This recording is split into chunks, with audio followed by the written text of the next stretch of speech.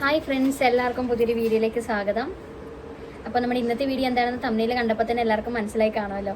ഞാൻ കുറേ നാളായിട്ട് വിചാരിക്കും ഈ ഒരു വീഡിയോ ചെയ്യണം. മറ്റേ നമ്മുടെ ഇൻ്റർവ്യൂയുടെ ഡേ ഇൻ മൈ ലൈഫ് ഇട്ടപ്പോൾ തൊട്ട് കമൻസിലാണെങ്കിലും എനിക്ക് ഇൻസ്റ്റാഗ്രാമിലാണല്ലോ മെസ്സേജ് വന്നിരിച്ചാൽ എക്സ്പീരിയൻസ് വീഡിയോ ഒന്ന് ഇടുമോ എന്നൊക്കെ. ഇനി ഇൻ്റർവ്യൂ പോകുന്നവർക്ക് അത് കുറച്ചുകൂടെ ഹെൽപ്ഫുൾ ആകുമെന്നൊക്കെ പറഞ്ഞു. പക്ഷേ ഈ പറഞ്ഞ പോലെ എനിക്ക് ഇപ്പോൾ എല്ലാ ആഴ്ചയും ചെക്കപ്പ് ഉണ്ട്, എല്ലാ മണ്ടേയും ചെക്കപ്പ് ഉണ്ട്. അപ്പോൾ ഹോസ്പിറ്റലിൽ പോകണം. പിന്നെ ഓരോ ക്ഷീണവും കാര്യങ്ങളും, ചൂട്. ഇപ്പോൾ തന്നെ ഫാൻ ഇട്ടിട്ടുണ്ട്, അപ്പോൾ ഫാനിൻ്റെ സൗണ്ട് ഒരു ഡിസ്റ്റർബൻസ് ആകാനായിട്ട് സാധ്യതയുണ്ട്. പിന്നെ ഇവിടെ ചേച്ചിയുടെ കുട്ടികളുണ്ട്. അപ്പോൾ അവരുടെ മറ്റേ കുഞ്ഞിതിന് ഇപ്പോൾ 2 മാസം ആയതേ ഉള്ളൂ. അപ്പോൾ അവൻ്റെ പുറകെയാണ് എല്ലാവരും. പിന്നെ അവൻ്റെ കരച്ചിൽ കാര്യങ്ങൾ, അങ്ങനെ കുറച്ച് ഡിലേ ആയിപ്പോയി ഇടാനായിട്ട്. അപ്പോൾ ഞാൻ വിചാരിച്ചു പിന്നെ ഈ വീഡിയോ ഇടുമ്പോൾ കുറച്ചൊക്കെ ഒന്ന് ഗ്രൂം ചെയ്ത് ഒരു നല്ലൊരു പ്രൊഫഷണൽ അറ്റയറിൽ വന്നിരുന്ന് ചെയ്യണമെന്നായിരുന്നു എനിക്ക് ആഗ്രഹം. പക്ഷെ അതിനൊന്നും കഴിയത്തില്ല സത്യം പറഞ്ഞപ്പോൾ. അപ്പോൾ പിന്നെ ഞാൻ എന്തായാലും നമുക്ക് പറ്റുന്ന പോലൊരു വീഡിയോ ഇട്ടേക്കാം. എന്തായാലും ആ ഒരു ഇൻഫർമേഷൻ പാസ് ചെയ്യണം, അത്രയല്ലേ ഉള്ളൂ. അപ്പോൾ ഇനിയും താമസിച്ച് കഴിഞ്ഞാൽ ഇനി പറ്റത്തില്ല, എൻ്റെ ഡ്യൂ ഡേറ്റ് ഒക്കെ ആയിക്കൊണ്ടിരിക്കുക. അപ്പോൾ ഞാൻ വിചാരിച്ചു എന്നാൽ വീഡിയോ ഇട്ടേക്കാന്ന്. അപ്പോൾ നമുക്ക് ഇനി ഒരുപാട് താമസിക്കുന്നില്ല, വീഡിയോയിലേക്ക് പോവാം. അപ്പോൾ ആദ്യമേ തന്നെ നമുക്ക് എത്ര റൗണ്ട്സ് ഉണ്ടായിരുന്നു എന്ന് പറയാം. അതായിരുന്നു കൂടുതൽ പേരും ചോദിച്ച റൗണ്ട്സ് ക്വസ്റ്റ്യൻസ് അതൊക്കെ. അപ്പോൾ ആദ്യമേ നമുക്ക് റൗണ്ട്സ് എന്ന് പറഞ്ഞാൽ 4 റൗണ്ട്സ് ആയിരുന്നു ഉണ്ടായിരുന്നത്. ഒന്ന് ഒരു ആപ്റ്റിറ്റ്യൂഡ് ടെസ്റ്റ് പോലൊരു റൗണ്ട്, പിന്നെ ഒന്ന് GD നമ്മുടെ ഗ്രൂപ്പ് ഡിസ്കഷൻ കോമൺ ആണ്, പിന്നെ 2 ഇൻ്റർവ്യൂ ഉണ്ടായിരുന്നു. അതിൽ ആപ്റ്റിറ്റ്യൂഡ് ടെസ്റ്റ് ഫസ്റ്റ് റൗണ്ട് എന്ന് പറഞ്ഞു കഴിഞ്ഞാൽ അത് കോമൺ അല്ലായിരുന്നു. ഞങ്ങൾ ചെന്ന ആ സമയത്ത് ഞങ്ങൾക്ക് മാത്രമേ ഉണ്ടായിരുന്നുള്ളതെന്നാണ് ഞാൻ അറിഞ്ഞത്. കാരണം അതിന് മുമ്പത്തെ ഇൻ്റർവ്യൂവിന് അങ്ങനത്തെ ഒരു റൗണ്ട് ഇല്ലായിരുന്നു, അത് കഴിഞ്ഞിട്ട് വന്ന ഇൻ്റർവ്യൂവിന് അങ്ങനത്തെ റൗണ്ട് ഇല്ലായിരുന്നു. അപ്പോൾ അതെന്ന് പറഞ്ഞു കഴിഞ്ഞാൽ നമുക്കൊരു ടോപ്പിക്ക് തരും. അതായത് 3 QR കോഡ് സ്കാൻ ചെയ്തിട്ട് അവർ 3 പേപ്പേഴ്സ് ഉണ്ട്. ഒരു QR കോഡിൻ്റെ പേപ്പേഴ്സ് 3 ഉണ്ട്. അതിങ്ങനെ എല്ലാവരും ഇങ്ങനെ ഇരിക്കുകയാണല്ലോ. അപ്പോൾ അവർക്ക് ഓരോ റോയിലും അതിങ്ങനെ ഡിസ്ട്രിബ്യൂട്ട് ചെയ്യും. അപ്പോൾ ആദ്യത്തെ ആൾക്ക് 1ാമത്തെ രണ്ടാമത്തെ ആൾക്ക് 2ാമത്തെ പേപ്പർ, 3ാമത്തെ ആൾക്ക് 3ാമത്തെ പേപ്പർ, പിന്നെ അടുത്ത ആൾക്ക് 1ാമത്തെ പേപ്പർ, അങ്ങനെ. അപ്പോൾ അപ്പുറം ഇരിക്കുന്നവർക്ക് വേറെ ക്വസ്റ്റ്യൻസ് ആയിരിക്കും, അങ്ങനെ. അപ്പോൾ എനിക്ക് കിട്ടിയത് 1ാമത്തെ QR കോഡിൻ്റെ പേപ്പറാണ്. അപ്പോൾ അതിൽ ഫോട്ടോസിന്തസിൻ്റെ മറ്റേ നമ്മുടെ സണ്ണിൻ്റെ മറ്റേ പ്രകാശ സംശ്ലേഷണത്തിൻ്റെ അതിൻ്റെ ഒരു പാരഗ്രാഫാണ്. ആ പാരഗ്രാഫ് നമ്മൾ ആ ഒരു പാസേജ് വായിച്ചിട്ട് അതിനകത്തുനിന്ന് കുറച്ച് ക്വസ്റ്റ്യൻസ് കാണും. അത് നമ്മൾ ആൻസർ ചെയ്യുക. നമ്മൾ QR കോഡ് നമ്മുടെ ഫോണിൽ സ്കാൻ ചെയ്യുക. അപ്പോൾ നമുക്ക് ആ ക്വസ്റ്റ്യൻസും പാസേജും ഒക്കെ വരും. അപ്പോൾ ഒരു ടൈം ലിമിറ്റ് ഉണ്ട്, ഇത്ര ടൈമിനുള്ളിൽ നമ്മളത് കംപ്ലീറ്റ് ചെയ്യണം. അപ്പോൾ എന്നിട്ട് അതിൽ നിന്ന് സെലക്ട് ചെയ്യും. അപ്പോൾ അത് നമ്മൾ അറ്റൻഡ് ചെയ്യുമ്പോൾ നമ്മൾ പ്രത്യേകം ശ്രദ്ധിക്കുക, നമ്മുടെ കോളൊന്നും നമ്മൾ ഫോണിൽ വരുന്നത് അറ്റൻഡ് ചെയ്യരുത്.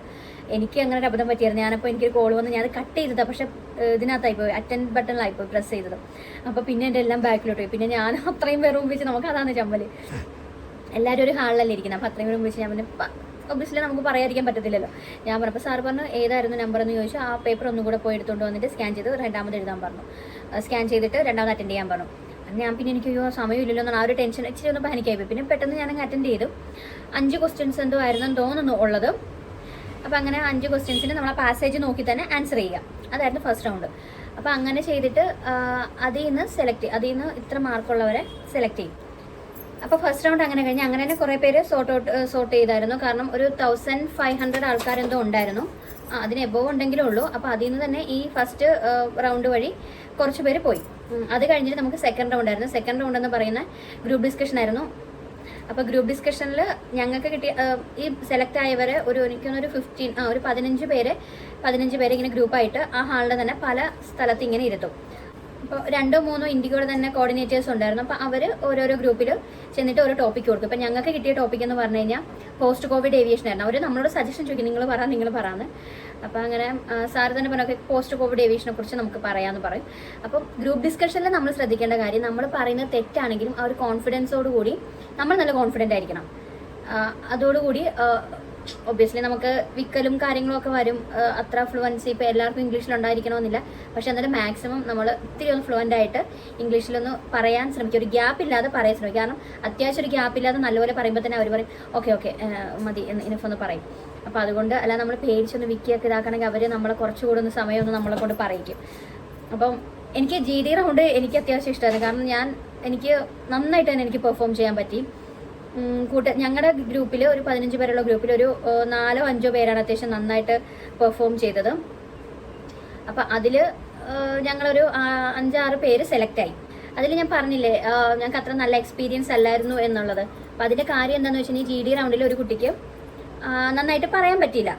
അത് അത് സ്വാഭാവികം. നമുക്കിപ്പോൾ പെട്ടെന്ന് ഇപ്പോൾ എല്ലാവരും അങ്ങനെ ഇതായിട്ട് പറയണമെന്നില്ല, ചിലർക്ക് അറിയായിരിക്കും, പക്ഷെ അത് പുറത്തേക്ക് വരുമ്പോൾ നമുക്കത് ഒന്ന് കൺവേ ചെയ്യാൻ പറ്റിയില്ല. അപ്പോൾ ചില സമയങ്ങളിൽ ഞാനും അങ്ങനെ സ്റ്റക്ക് ആകാറുണ്ട്. അന്ന് എന്തോ എൻ്റെ ഒരു ഭാഗ്യത്തിന് ഞാൻ അന്ന് സ്റ്റക്കായില്ല, ഞാൻ നന്നായിട്ട് പറഞ്ഞു. കാരണം ഒരുപാട് പേര് കഴിഞ്ഞിട്ടായിരുന്നു ഞാൻ വന്നത്. 15 പേരിലും ഇപ്പോൾ ഫസ്റ്റ് തന്നെ എന്നോട് ചോദിച്ചാൽ ചിലപ്പോൾ ഞാൻ സ്റ്റക്കാകും, ആദ്യമേ തന്നെ ഞാൻ സ്റ്റക്കാകും. പക്ഷെ ഞാൻ ഫസ്റ്റ് അല്ലായിരുന്നു, എനിക്കൊന്ന് ലാസ്റ്റത്തെയോ അതിന് മുമ്പത്തെയൊക്കെ ആയിരുന്നു ഞാൻ. അപ്പോൾ അതുകൊണ്ട് തന്നെ എനിക്ക് ആലോചിക്കാൻ സമയം ഉണ്ടായിരുന്നു. അപ്പോൾ അതുകൊണ്ട് ഞാൻ നല്ല കോൺഫിഡൻ്റ് ആയിട്ട് ഞാൻ അത്യാവശ്യം നന്നായിട്ട് കുറേ പറഞ്ഞു. പിന്നെ ഒരു കാര്യം, ലാസ്റ്റ് വരുമ്പോൾ നമ്മൾ വിചാരിക്കും എല്ലാവരും പറഞ്ഞ് അവരുടെ അതിനകത്ത് നിന്ന് എടുത്ത് പറയാമെന്ന്. പക്ഷെ അതും ഒരിതാണ്, കാരണം നമ്മൾ വിചാരിച്ചിരിക്കുന്ന പോയിന്റ്സ് എല്ലാവരും പറഞ്ഞു കഴിയും. പിന്നെ നമുക്കത് റിപ്പീറ്റേറ്റീവായിട്ട് പറയാനും പറ്റത്തില്ല, നമുക്ക് പുതിയ പോയിന്റ്സ് പറയണം. അപ്പോൾ അങ്ങനെ ഒരു കുഴപ്പം കൂടെ ഉണ്ട് ലാസ്റ്റ് വന്ന് കഴിയുമ്പോൾ. അപ്പോൾ എനിക്ക് അത്യാവശ്യം ആലോചിക്കാൻ സമയം കിട്ടിയിട്ടുള്ളതുകൊണ്ട് ഞാൻ നന്നായിട്ട് തന്നെ പറഞ്ഞിട്ടുണ്ടായിരുന്നു. ആരും പറയാത്ത പോയിന്റ്സ് ഒക്കെ എനിക്ക് പറയാനും പറ്റി. അപ്പോൾ ഞാൻ കുറച്ച് പറഞ്ഞപ്പോൾ തന്നെ സാറ് പറഞ്ഞാൽ മതി, ഇനഫ് ഇരുന്നു എന്ന് പറഞ്ഞു. അപ്പോൾ അങ്ങനെ അപ്പോൾ ഞാൻ പറഞ്ഞത്, അപ്പോൾ ആ കുട്ടിക്ക് പറയാൻ പറ്റിയില്ല. പക്ഷെ ആ കുട്ടിക്ക് ഒരു റെഫറൻസ് ഉണ്ടായിരുന്നു. നമ്മൾ റെസ്യൂമേ ഇവരുടെ കയ്യിൽ കോർഡിനേറ്റേഴ്സിൻ്റെ കയ്യിൽ കാണുമല്ലോ. അപ്പോൾ ആ കോർഡിനേറ്റേഴ്സിൻ്റെ കയ്യിൽ കുട്ടിയുടെ റെസ്യൂമേലും ഒരു റെഫറൻസ് ഉണ്ടായിരുന്നു. അവരുടെ തന്നെ ഇൻഡിഗോയുടെ തന്നെ സ്റ്റാഫിൻ്റെ ഒരു റെഫറൻസ് ഉണ്ടായിരുന്നു. അപ്പോൾ അവൾ സെലക്ട് ആകുമെന്ന് ഞങ്ങൾ ആരും പ്രതീക്ഷിച്ചില്ല, അവൾ തന്നെ പ്രതീക്ഷിച്ചില്ല. കാരണം ഗ്രൂപ്പ് ഡിസ്കഷൻ റൗണ്ട് കഴിഞ്ഞപ്പോഴത്തേക്ക് നമ്മളെല്ലാവരും ഇരിക്കുമല്ലോ, അപ്പോൾ നമ്മൾ ഡിസ്കസ് ചെയ്യില്ല. അപ്പോൾ നീ സെലക്ട് ആവാ, നീ സെലക്ട്, നമ്മൾ പരസ്പരം ഒന്നും പറയുമല്ലോ, അനലൈസ് ചെയ്യുമല്ലോ. അപ്പോൾ അതിൽ അവൾക്ക് ഭയങ്കര സങ്കടമോ എനിക്കൊന്നും പറയാൻ പറ്റില്ല. അവൾക്ക് അറിയായിരുന്നു കേട്ടോ, പക്ഷെ അവൾക്കത് കൺവേ ചെയ്യാൻ പറയാൻ പറ്റിയില്ല. എനിക്ക് സങ്കടം, ആളിച്ചിരി ഒന്ന് ഡൗൺ ആയായിരുന്നു. അപ്പോൾ നമ്മൾ വെച്ചാൽ കൂടെ കുഴപ്പമില്ല, ഇപ്പോൾ നമുക്കിനി അടുത്തതിന് നോക്കാമെന്നൊക്കെ പറഞ്ഞാൽ നമ്മളും ഇരുന്നു. പക്ഷെ സെലക്ട് ചെയ്ത് വന്നപ്പോൾ അവളുടെ പേരും ഉണ്ടായിരുന്നു. അപ്പോൾ നമുക്കൊക്കെ സന്തോഷമായി, കാരണം നമുക്കും തോന്നി ആ റെഫറൻസിൻ്റെ ഇതിലായിരിക്കും കയറിയത്. കാരണം അല്ലാതെ നമ്മളൊരു പെർഫോമൻസിൻ്റെ ബേസിൽ നമുക്ക് കയറാൻ ചാൻസ് ഇല്ല. കാരണം അതുപോലെ പെർഫോം ചെയ്ത വേറെ കുട്ടികളും ഉണ്ടായിരുന്നു, അപ്പോൾ അവരുടെ ഒന്നും പേരില്ലായിരുന്നു.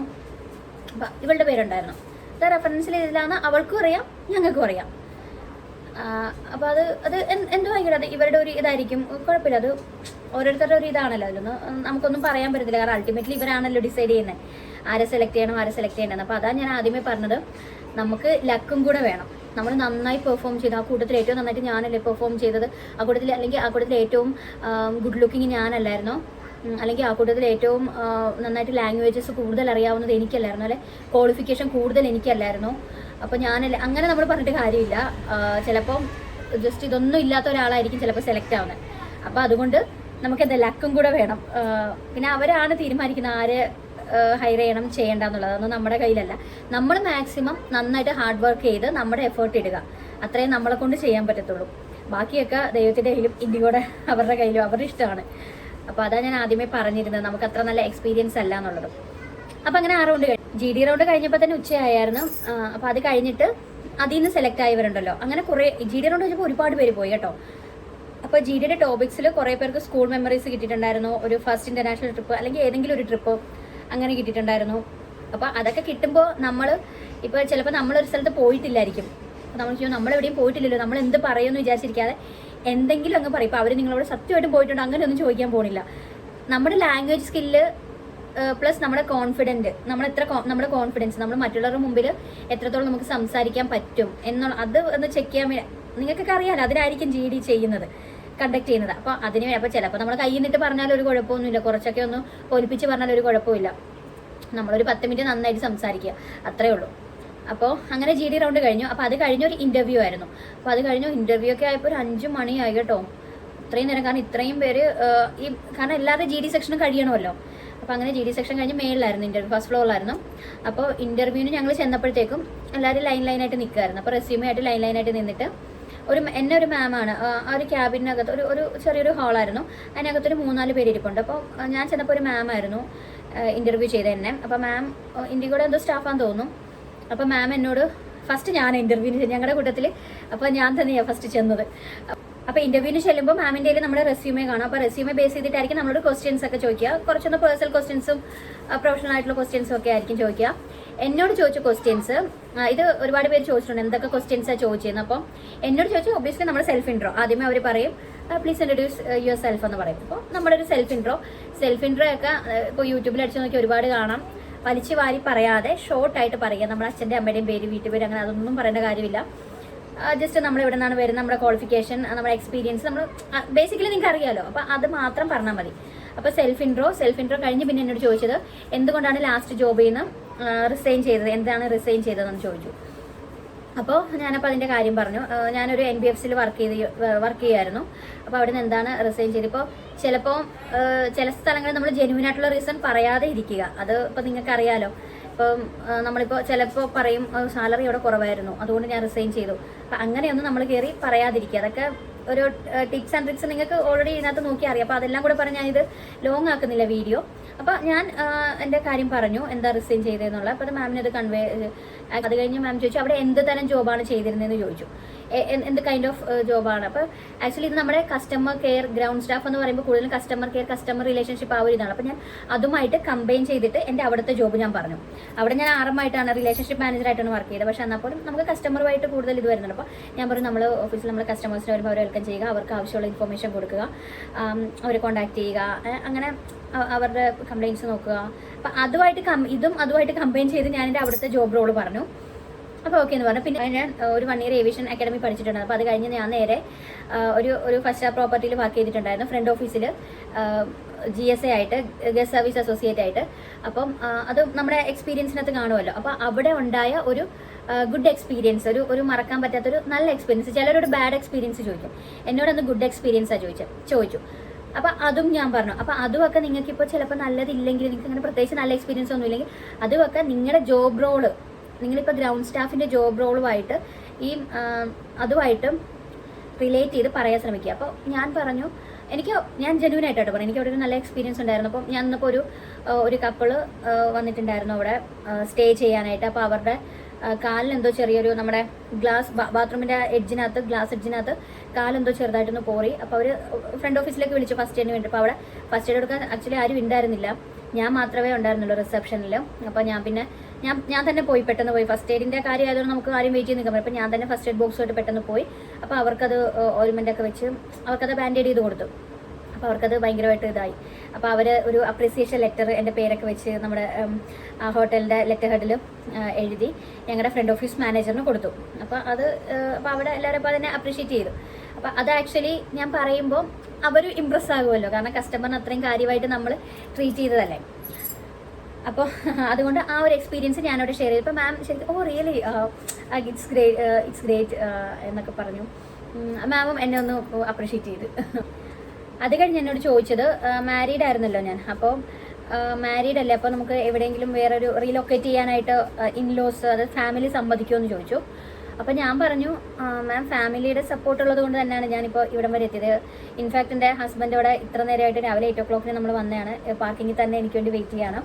പിന്നെ എൻ്റെ വീട്ടിൽ ഏറ്റവും കൂടുതൽ സപ്പോർട്ട് ചെയ്യുന്നത് എൻ്റെ മദർ ഇൻ ലോ ആണ്. ആളാണ് എൻ്റെ അടുത്ത് പുഷ് ചെയ്തത്, ജോബിന് പോകും എന്നൊക്കെ പറഞ്ഞപ്പോൾ റിയലി നൈസ് ഫാമിലി എന്നൊക്കെ പറഞ്ഞു പുള്ളിക്കാരി. അപ്പം നമ്മൾ അങ്ങനെ അവരെ കൺവേ ചെയ്യുക, ഒരുപാടങ്ങ് പറയാതെ, പറയുന്നത് നല്ല പ്രിസൈസ് ആയിട്ട് പറഞ്ഞ് അവരെ കൺവേ ചെയ്യുക.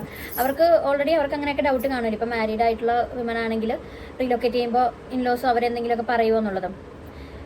അപ്പോൾ എന്നോട് ഇത്രയൊക്കെ ചോദിച്ചോളൂ. ഇത്രയും ചോദിച്ചപ്പോൾ തന്നെ പിന്നെ ക്വാളിഫിക്കേഷൻ്റെ ചോദിച്ചു. ഞാൻ ടൂറിസത്തിൻ്റെ ഇത് തന്നെ ആയിരുന്നു, ഡിഗ്രിയും PGയും ഒക്കെ. അപ്പോൾ അതിനെപ്പറ്റി ചോദിച്ചു. അപ്പോൾ അതിനെപ്പറ്റി പറഞ്ഞു ഇത് തന്നെയാണ്. അപ്പോൾ നമുക്കിതിൻ്റെ ഡിഗ്രി ആയിരുന്നു ക്വാളിഫിക്കേഷൻ ചോദിച്ചിരുന്നത്. അപ്പോൾ PGയും ഇതായി ഓക്കെ എന്നിങ്ങനെ പറഞ്ഞു. അപ്പോൾ വേറെ അങ്ങനെ എന്നോടൊന്നും ചോദിച്ചിരുന്നില്ല. അപ്പോൾ ഇത്രയും ക്വസ്റ്റ്യൻസാണ് എന്നോട് ചോദിച്ചത്. അല്ലാതെ നമ്മൾ കുറേയൊക്കെ നമ്മൾ ഇൻഡിഗോനെ പറ്റി ചോദിക്കും, ഇൻഡിഗോയുടെ അത് ഇതൊക്കെ ചോദിക്കുമായിരിക്കും എന്നൊക്കെ പറയും. ചിലവരോടൊക്കെ ചോദിക്കുന്നുണ്ടായിരിക്കും കേട്ടോ, എന്നോട് അതൊന്നും ചോദിച്ചില്ല. നമ്മളോട് പേഴ്സണലായിട്ട് ഇതൊക്കെയാണ് ചോദിച്ചത്. അപ്പോൾ പറഞ്ഞു ഓക്കെ, ഞാൻ നെക്സ്റ്റ് റൗണ്ടിലേക്ക് അതിന് തന്നെ സെലക്ട് ചെയ്യുകയാണ്. അപ്പോൾ അവിടെ ഒരു കോൺഫറൻസ് ഹോളുണ്ട്, അവിടെ പോയിരുന്നോളൂ, ഇനി ഒരു റൗണ്ടും കൂടെ ഉണ്ടെന്ന് പറഞ്ഞു. ഓൾ ദി ബെസ്റ്റ് എന്ന് പറഞ്ഞു. അപ്പോൾ ഞാൻ താങ്ക് യു പറഞ്ഞു. അങ്ങനെ അങ്ങോട്ട് പോയിരുന്നു. അപ്പോൾ ലാസ്റ്റ് ആ കോൺഫറൻസ് ഹോളിൽ ഈ ഇൻ്റർവ്യൂവിൽ നിന്ന് സെലക്ട് ആയിട്ടുള്ളവരൊക്കെയാണ് ആ കോൺഫറൻസ് ഹോളിലേക്ക് വരിക. അപ്പോൾ അങ്ങനെ ഞങ്ങൾ അവസാനം പിന്നെയും സോർട്ട് ഔട്ടായി. കുറേ പേരൊക്കെ ഈ റൗണ്ടിൽ ഔട്ട് പോലെ, അങ്ങനെ ഔട്ടാകാത്ത കുറേ പേരൊക്കെ അങ്ങനെ വന്നു. അതാണ് 4ാമത്തെ റൗണ്ട്. അത്രയും റൗണ്ടേ ഉള്ളൂ.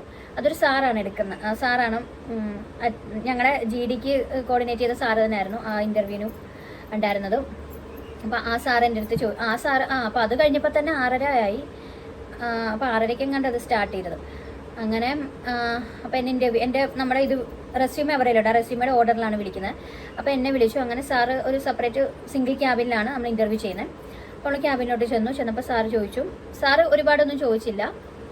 ലാസ്റ്റ് സെക്ഷനിൽ ഒരുപാട് ഇങ്ങനെ ക്വസ്റ്റ്യൻസ് ആൻസർ, സെൽഫ് ഇൻട്രോ അതൊന്നും ചോദിക്കത്തില്ല. ജസ്റ്റ് ഇതാണ് സെലക്ട്. കാരണം റാമ്പ് ഉണ്ടായിരുന്നു, സെക്യൂരിറ്റി ഉണ്ടായിരുന്നു, ഗ്രൗണ്ട് സ്റ്റാഫിൻ്റെ ഈ 3 വേക്കൻസിയിലേക്കാണ് അവർ ഇൻ്റർവ്യൂ കണ്ടക്ട് ചെയ്തത്. അപ്പോൾ അതിൽ ഏതാണ് താല്പര്യം, പിന്നെ ലൊക്കേഷൻ ഏതാണ്, എനിക്കൊന്ന് ഹൈദരാബാദും കോയമ്പത്തൂരും ഒക്കെ ആയിരുന്നു തോന്നുന്നു ആ സമയത്ത് ഉണ്ടായിരുന്ന വേക്കൻസി. കൊച്ചിയിലൊന്നും അധികമില്ലായിരുന്നു. കൊച്ചിയിൽ തന്നെ എനിക്കൊന്ന് എക്സ്പീരിയൻസ് ആയവർ ഇൻ്റർവ്യൂവിന് വരില്ല, അവരെ കൊച്ചിയിലേക്ക് എടുക്കുമായിരുന്നു. അങ്ങനെ എന്തോ അവിടെ ഇങ്ങനെ പറയുന്ന കേട്ടായിരുന്നു.